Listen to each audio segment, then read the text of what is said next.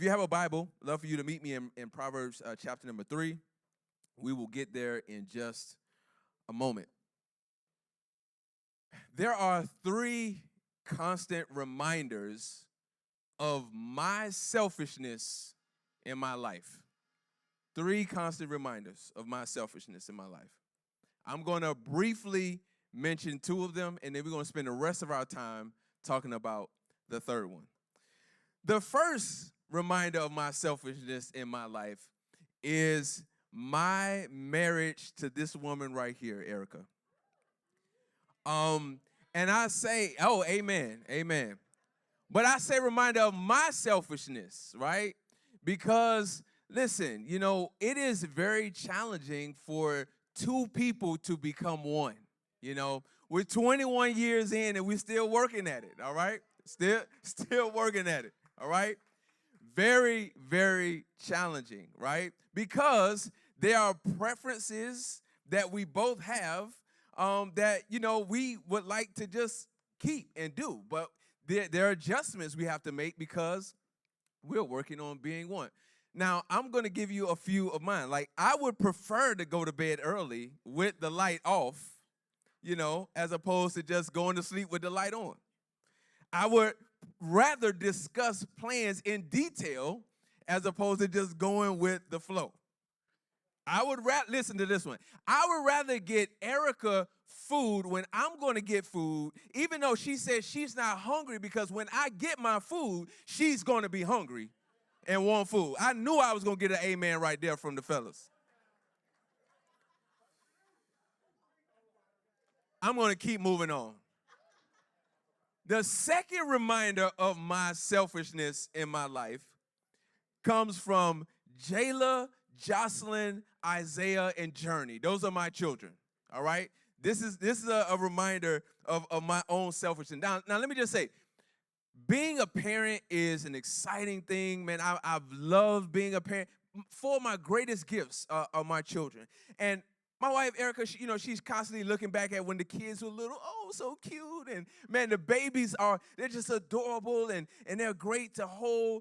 But they are the most demanding creatures on the planet. And here's the thing. As they grow older, so do their demands. They get more and more demands, right? They get more and more demanding, right? And they constantly push up against what I prefer, which is for you to listen and relax, right? But they constantly push up against that. Both cases of me being a husband and me being a dad show me that I would rather not sacrifice. I would rather be selfish. If I'm being honest, like, just my own self, there are times when I would just rather not make the adjustment. But here's the reason why I refrain, and here's the reason why I do. Because Erica, Jayla, Jocelyn, Isaiah, and Journey have my heart. And because they have my heart, then I make the sacrifice because I love them. Now, all of us have some examples here that we can relate to, some we can't relate to. But listen, the third example that we all collectively share as it relates to our own selfishness is the relationship we have with money and stuff. Like, the relationship I have with my money and with my stuff, like, I don't have a lot of money. Hopefully that changes. But my natural tendency when it comes to my money and when it comes to my stuff is to hold on to it as tightly as I can, to guard it, to protect it, and to make sure that, I'm not, giving it away or just thinking about it frivolously. And I will give away a lot of things faster than I would give away my money. And typically, listen, this is confession. Some of y'all should know by now. Like, just because I'm on the stage, like, I confess. So I'm talking about me. I'm not talking about you. So tell your neighbor next to you, he's not talking about you. Well, kind of, but I'm talking about me first. I will typically, when I'm thinking about spending my money, I'm weighing how it's going to benefit me. I'm thinking about, like, how am I going to get the most out of this transaction? Or I'm making sure that I'm getting the value that I would like to see in exchange for my money. When it comes to my possessions, same way. There are some things that I have a higher value on. Those things I keep close to me. I'm not letting those things, let you borrow those things, or play with them, or whatever the case may be.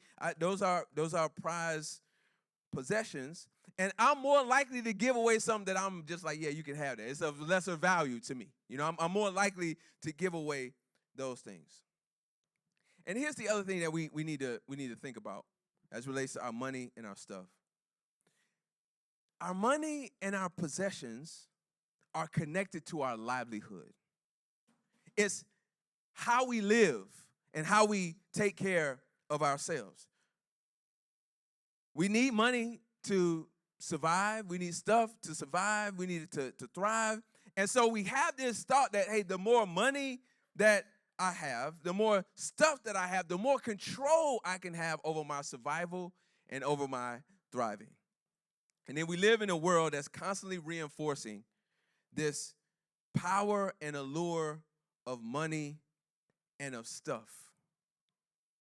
And a lot of how we move and a lot of the decision making that we employ as it relates to our money and our stuff, it is fueled by lack. And my selfish tendency also is often fueled by lack. Do I have enough? Will I have enough? So maybe I should hold on to my stuff a little bit tighter because I'm not sure that I'm not going to need that. Or I don't want to put myself in a vulnerable position. So I'm thinking about lack. I'm not thinking about abundance. So this weekend, as we close out this series, Time, Talent, and Treasure, it might get a little tight in here today because we're going to talk about money. It's already a little tight and quiet, but it's all good. The reason that we're going to talk about it and the reason why we have an opportunity every week where we talk about money and we talk about giving is because Jesus did too. And as a matter of fact, Jesus spent a lot of time talking about money and possessions and giving and all of those sorts of things. And it's not because money and stuff is an issue. It's because it is a matter of the heart. Here's what Jesus said. He said, where your treasure is, your heart will be also. So our treasure and our heart are connected. Now, because my heart is infected with sin, and all sin is just this separation between God and man, and it happened in the beginning of the creation where man went against what God had already established, and it created separation. So that's what sin is. So because my heart is infected with sin, selfishness is my nature. I'm born selfish. And because of this selfish nature, you know what I do? I put my trust in my abilities, in my feelings, in my preferences, and in my possessions. And at the root of it is a heart that sometimes says, if I don't look out for me, if I don't take care of me, who will? And I'm not talking about putting ourselves in situations where we need to make sure that we are using wisdom and we are protecting ourselves. I'm not talking about this. I'm talking about a mindset of, hey, listen, it's about me and it's always about me, and it starts and ends with me. I was thinking about this message, and it reminded me of when I was a little boy. And my mom taught me a couple of verses in Proverbs 3 that I never forgot. And wouldn't it just, it was just such a crazy moment that right at the time of writing this part of my notes, when I'm reflecting on what my mother had shared with me, literally a few moments later, she called me. It was a 6-minute conversation, and she ended the conversation with the 2 proverbs that she had always taught me. Because Mama is always teaching. She's always reminding me. And here are the couple of verses. It's not the focal verse for today, but it is relevant. Proverbs 3, 5 through 6. Trust in the Lord with all your heart. And don't lean to your own understanding. In all your ways, acknowledge him. Some translations say, know him, and he will direct your path, or he will make your path straight. And as I reflected on that this week, I continued to read through the rest of Proverbs 3, and I discovered something connected to this mindset about money and our treasure. And it's simply this. It's trust. It's about trust in the Lord. Half of the proverb is talking about our trust in God, including our trust in God with our money and our possessions. Because the number one thing that we wake up thinking about every single day is provision and how we're going to provide for ourselves. So as we move down Proverbs, in Proverbs chapter number 3, the 2 focal verses I wanted to just highlight for us today are verses 9 to 10. Here we go. Honor the Lord with your possessions and with the first produce of your entire harvest. Then your barns will be completely filled, and your vats will overflow with new wine. A very, very simple thought that I want to get across to us as we close this message that I really want you to pay attention to, and I want you to take to heart. And it's this. God does not want your money. God does not want your money.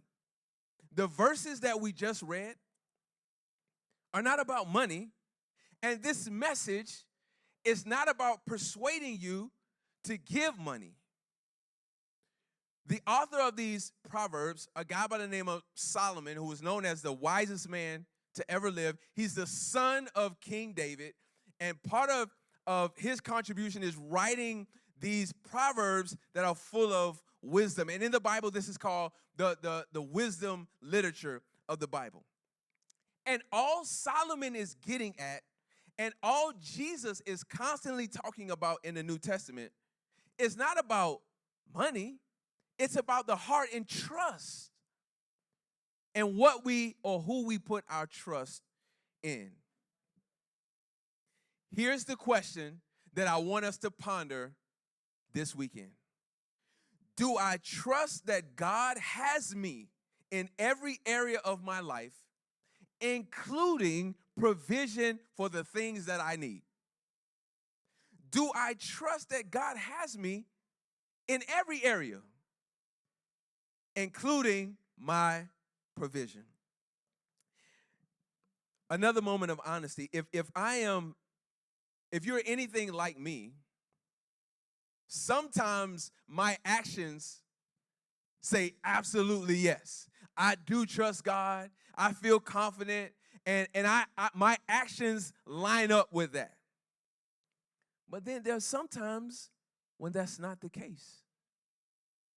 And I trust Joshua more than I trust God. As a matter of fact, I have done all that I know to do before I bring it to God first, because that's what my human nature does sometimes. And our daily wrestling match is this: orienting our lives around God's promises and trusting that he is who he says he is. And I feel like I just need to pause right here real quick, because there's some of us who have dealt with so much trauma in our lives. So many people have let us down. Some of us have serious daddy issues. And so to even look at God the Father as a provider, as a protector, is a struggle for us. So we are always thinking about how we're going to be able to take care of this if this happened or that. We walk around with a bag full of if-then scenarios. My wife just said to me the other day, we're made a big decision, something that we're navigating through, and she just asked me, we were just sitting out in the back, and she said, well, what are we going to do if this thing doesn't happen? I said, babe, I don't really know, because I don't have I mean, it's on God. I don't really know. And you know what she said? That was really, it was a point of conviction. She said, wow, I've never known you to be a person that doesn't have a contingency plan for the contingency plan. I said, I know, I got to grow. And I got to really trust God. I got to really put it on him. And so it's on him. I really don't know. As uncomfortable as that was for me to say, it's on him. 3 words that I want to highlight for us in these 2 verses that I think are really critical as we think about money and we think about possessions. The first one is the very first word that was mentioned, and it's honor. Honor the Lord with your possessions. The Greek word here is interesting. The Greek word is kaved, and it means weighty or heavy. In other words, this kind of honor would be like a weighty or heavy responsibility. And so how we manage and leverage our possessions is a responsibility that we have. And here's the reason for that. The reason for that is what I talked about last week when I mentioned the word steward or stewardship. To be a steward means that you're not the rightful owner, or it didn't originate with you. And so if what David, who is the father of Solomon, says is true, who wrote most of the Psalms, in Psalm 24, he said, the earth is the Lord's and everything in it, and he is the one who established it. So if we live on the earth and we're partaking in things on the earth, it all belongs to God. So we are stewards of it. It doesn't belong to us. So our responsibility and the way that we honor is how we handle what's been given to us. How we manage what we have, because that's what we are when you are a steward, you are a manager. So how you manage your house, how you manage your job, how you manage having money, how you manage all of your possessions, that is worship to God. That is giving him honor when we keep him in mind and recognize that he is the giver of those things. Here's the problem. The problem is we've lost our sense of honor if we ever had it. There's a guy by the name of Myron Golden who is a Jesus follower. He's a very, very successful entrepreneur. And Myron Golden, I was listening to him on a podcast the other day, and he says, we want rights and blessings, but no responsibility. We have this mentality of bless me, but leave me alone. Don't tell me what to do with my stuff, which, is it really your stuff? So you might be asking, well, I hear what you're saying, Pastor Johnson, but didn't I work to earn this house? Didn't I work or go through school to get this job? Didn't I invest time, talent, and treasure into acquiring these things? Well, I mean, technically, yes, but zooming out, you didn't give yourself that talent. You didn't give yourself that ability. You didn't give yourself any of the things that allow you to acquire what you acquired. So if you didn't give it to yourself, it didn't originate with you. It came from somewhere, which is God. Our ability to produce what we produce, it didn't come from us. So honoring God with our possessions is us saying, thank you for blessing me. And Jesus emphasized this not because he didn't want us to have stuff. He don't want stuff to have us. Like, it's not that stuff is bad. It's not that money is bad. It's not. Jesus doesn't want us to let that stuff have possession over us, to control us, where we're making every decision around our money and our stuff. He said, don't be consumed with earthly treasure it'll break, it'll get stolen, it'll lose value. But then in Matthew 22, I love this. Jesus is asked about, okay, well, what about honoring the government with paying taxes? They're asking Jesus, like, what about paying taxes to Caesar, who was in power at the time? And Jesus said, well, whose name is on the coin? Well, Caesar. Okay. Hey, we're not in the ancient times. Whose name is on the money in our pockets, in our bank account? It's the U.S. government. Well, so Jesus said, okay, give to Caesar, give to the U.S. what is theirs. Give to God what is his. What does that mean? It means that we are created in the likeness, in the image of God. His name is on us. So he desires our heart. He wants us. He's not concerned about the money. He don't care about, he owns everything. He wants our heart. And Jesus is saying, listen, don't ask me about paying taxes and money. God doesn't care about that. He cares about you, and he wants what belongs to him, which is you and your heart. So number one, the first word is honor. The second half of that first sentence in Proverbs 9 is, and with the first produce of your entire harvest. So honor the Lord with your possessions and with the first produce of your entire harvest. The word first there means priority. That's the second word. So honor and then priority or prioritize. This is the principle of the first fruits of, or the principle of the first fruits. We see this in Exodus. We see this in Leviticus, where we give to God first. Why? Because God is the God of the harvest. He allowed the production to happen. He allowed the harvest to happen.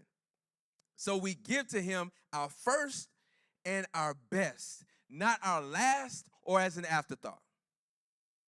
And it's a way of acknowledging both God's sovereignty and his provision. So what does this practically mean for us in 2024?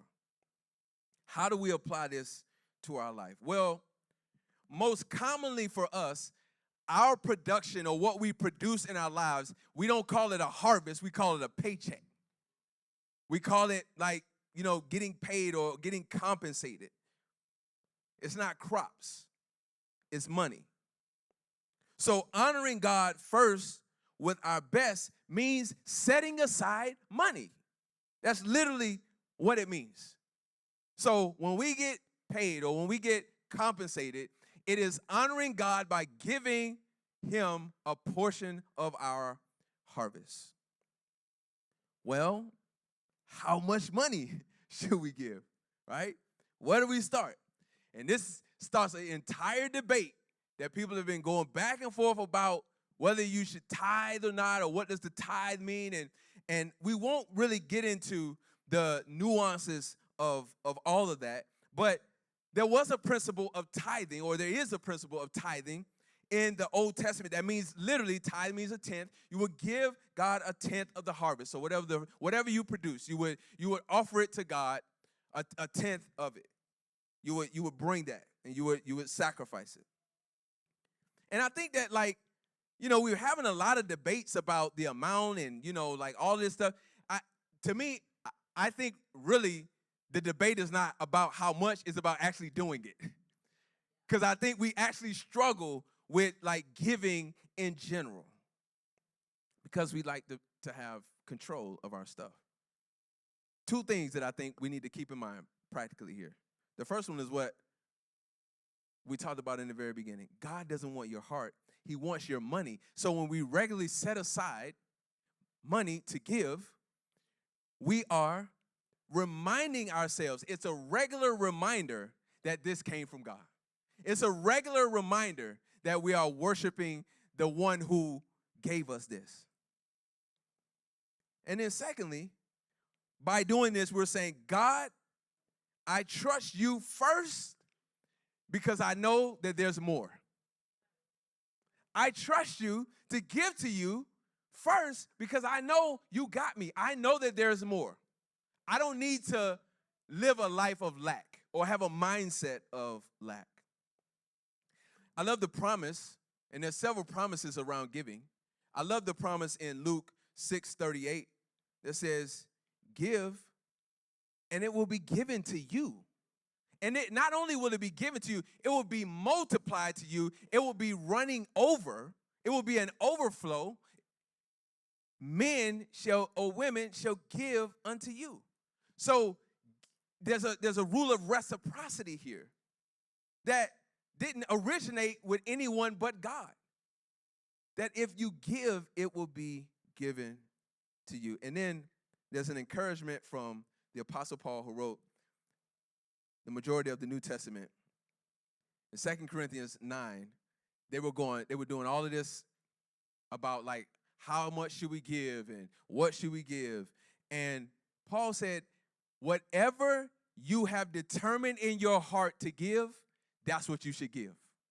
Whatever you determine in your heart. So you can argue about the tithe, you can argue about whatever it is that you're supposed to give or not supposed to, but at the end of the day, decide what you're going to give. And then I love what he says. He says, and give it cheerfully, because God loves a cheerful giver. Has anybody ever given you something like with an attitude? You don't want that. Man, you can take your stuff. Like, I don't. No, you want somebody to be excited to give it to you. You ever have somebody who's so excited to give you something, it just makes you excited to receive it? It's the same. Whatever you decide to give it cheerfully. It's not about money, but our mindset about money. So the first word is honor. The second word is priority. And here's the third one. And it's the result of the first two. It's the word overflow. And if we see in verse number 10, it says, if we do these things, if we honor, if we make God first or priority, then your barns will be completely filled and your vats will overflow with wine. This is what's called an if-then statement. If you do this, then this will happen.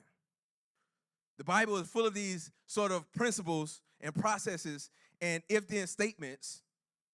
And the word here, overflow, is a Greek word that means copiousness or abundance.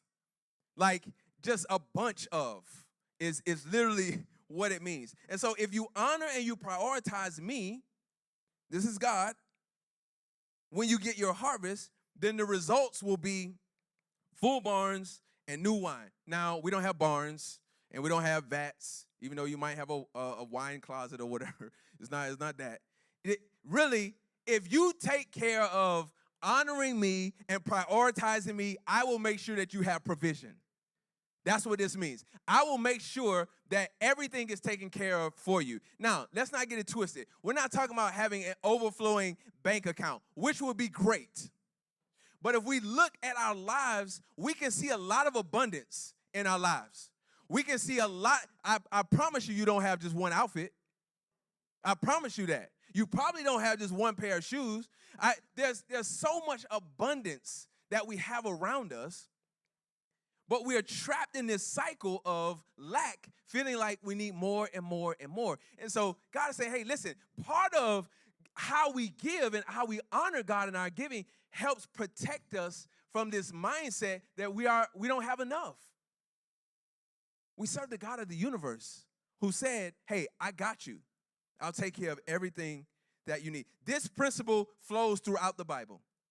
Malachi 3:10, which talks about the tithe, but it's not about the tithe. Like God says, hey, bring to me everything into the storehouse, like all of your tithes and offerings, like bring that to me. But this is the best part. He says, now test me in this and see, don't I bless you abundantly? God said, come on, test me in this. Watch me show you that I got you. And then we fast forward to Matthew 6:31 through 33. And you've heard me talk about this several times. And this is Jesus talking about provision. Take no thought for what you're going to eat, wear. Take no thought for your own provision for your life. But seek the kingdom of heaven first. And everything else will be taken care of. Everything else will be added. Listen, the ask from God is a commitment to him first. But here is our problem. We want the results of the relationship, but we only want to participate in parts of the relationship. You know what we call that? Friends with benefits. Yeah, I knew y'all would know that one. Hey, listen, I don't want to be like all the way in, you know what I'm saying? I don't want to be, because some of this stuff is a little uncomfortable. Some of this stuff is just, man, it's a bit much. But I do want all of the benefits, though. That's part of our problem. But here's the thing, and this is the point I want to leave you with here. The overflow comes from obedience. We get the overflow if we are obedient. Let me see if I can land the plane for us like this. Do you know that it's possible to believe in God, but not trust him? Listen, it's possible to know about God and never fully experience him. Listen, it's possible to be a fan of Jesus and not a real follower of Jesus. We can do all of the surface level stuff. Listen, trust is a hard thing. You got to be all in. It can't be partial. And that's part of our struggle. And listen, the practice of giving to God, a part of our harvest, a part of what we've worked for, is saying, God, I trust you to provide, and I'm honoring you by giving because I know you have my back. So here's the thing. I want to propose a challenge. And we're going to be talking about this for the rest of the year. So don't feel like we're just going to get it. We're going to take a deep breath when we leave and say, oh, man, thank God that's over. I'm coming back. So we're 6 months into the year. So July 1, we're going to put up on the screen, July 1 to December 31st. I want to issue this financial giving challenge to all of you. And we're gonna continue to talk about it. 3 really simple things. And I mentioned all of them basically in the message. Decide to give consistently. Determine how much. And do it cheerfully. Listen, this is not a legalistic gathering of people where we're gonna be hounding you about your giving. And no. That we don't need to do that. You know why we don't need to do that? Because Jesus said he will build his church. That's what he said. So we don't have to worry about that. This is an invitation for you to be a part of what Jesus is building. So this is what we're asking. And this is not what Pastor Joshua is asking. This is not what HOPEVILLE is asking. This is what God is asking because he wants our heart.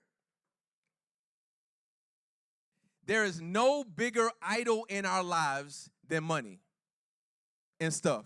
No bigger idol. And an idol is anything we give more time and attention to than God.